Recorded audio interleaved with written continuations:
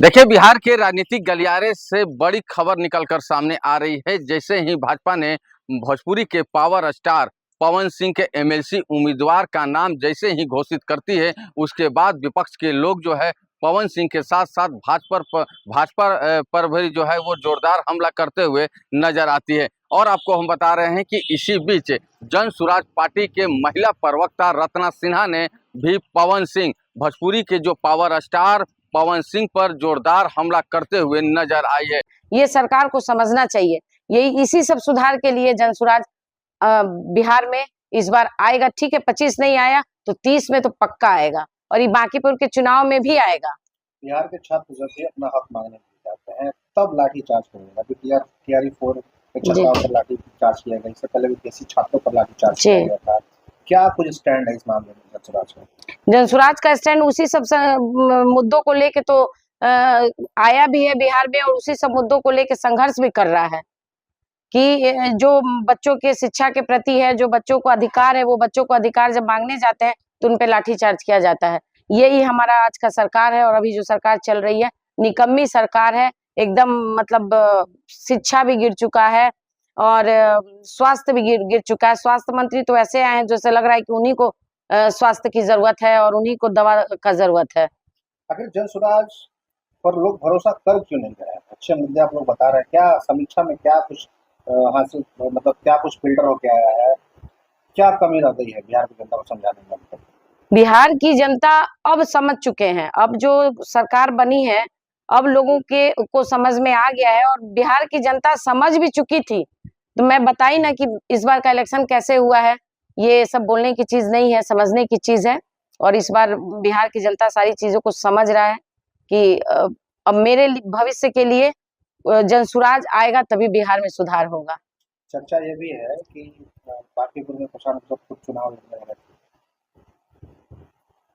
हाँ, चर्चा मैंने भी सुनी है, बट कंफर्म नहीं बता सकते हैं कि वो लड़ रहे हैं कि नहीं लड़ रहे हैं। आने वाला समय बताएगा कि कौन लड़ रहा है। पवन सिंह को एमएलसी बना दिया गया है, वो जीत चुके हैं, नामांकन किया उन्होंने। जिस तरह से सीटें, क्या कुछ कहेंगे इसमें, जिस तरह से पवन सिंह को एमएलसी ऑफर किया जा रहा है?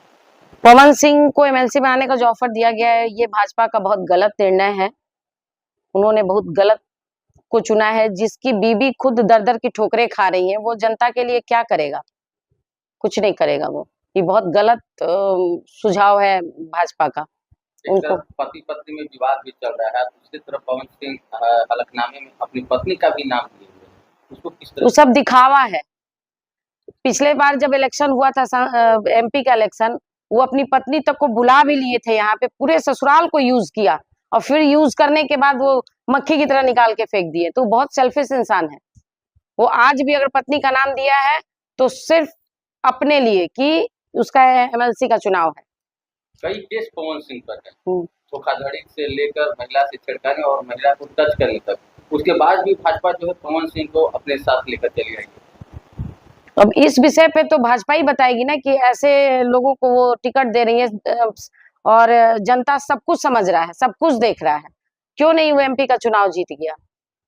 वो इंसान अच्छा नहीं है, गायक अच्छा है, और वो गायक में ही रहे तो ज्यादा अच्छा है वो इंसान। और आपको हम बता रहे हैं कि जिस तरह से जो है बांकीपुर में उपचुनाव होने का है, और उन्होंने रत्ना सिन्हा जो है उन्होंने साफ तौर पर कह दिया है कि बांकीपुर में उपचुनाव होने का है, और इसमें जन सुराज पार्टी के जो नेता हैं प्रशांत किशोर, उनकी जीत जो है वो सुनिश्चित है और वो जीत हासिल करेंगे। तो देखिए, अगर हम बिहार में विधानसभा चुनाव की बात करें तो बिहार में विधानसभा का चुनाव हुआ था, और जन सुराज पार्टी के जो नेता हैं प्रशांत किशोर, उनका एक भी सीट जो है बिहार विधानसभा चुनाव में नहीं आई थी, और इस पे भी नाराजगी जताई है। और उन्होंने साफ तौर पर कही है कि कहीं ना कहीं जो है ये बड़ी चूक हुई है। और आपको हम बता रहे हैं कि भोजपुरी के पावर स्टार पवन सिंह की बात करें तो भोजपुरी के पावर स्टार पवन सिंह पर वो जोरदार हमला करते हुए नजर आई है, और साफ तौर पर वो कही है कि पवन सिंह जब अपनी पत्नी का नहीं हो सकते हैं तो वो जनता का क्या होंगे। इतना ही पर नहीं, उन्होंने ये भी कहा है कि उनकी पत्नी ज्योति सिंह की बात करें तो ज्योति सिंह दर-दर की ठोकर खा रही है और वो दर-दर की ठोकर खा रही है और पवन सिंह जो है अपनी पत्नी को साथ में नहीं रखते हैं तो वो जनता को अपने साथ कैसे रखेंगे।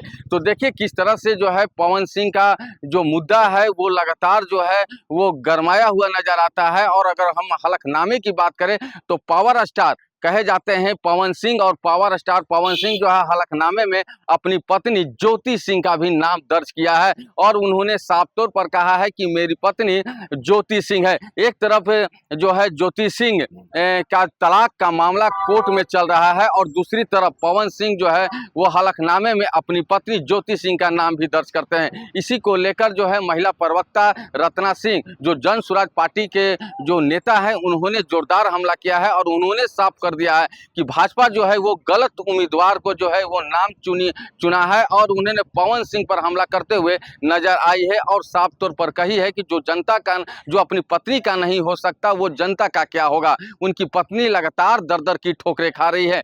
आप उनकी बयान को सुनिए कि किस तरह से जो है जन स्वराज पार्टी के जो महिला प्रवक्ता हैं रत्ना सिंह, उन्होंने किस तरह से भाजपा से लेकर भोजपुरी के पावर स्टार पवन सिंह पर हमला करते हुए नजर आई है। आप क्या सोचते हैं इस खबर के बारे में, आप हमें कमेंट करके बताएं और ऐसे ही तमाम खबर को देखने के लिए बने रहिए देशवा न्यूज के साथ। देशवा न्यूज के लिए रोहतास से रुपेश कुमार।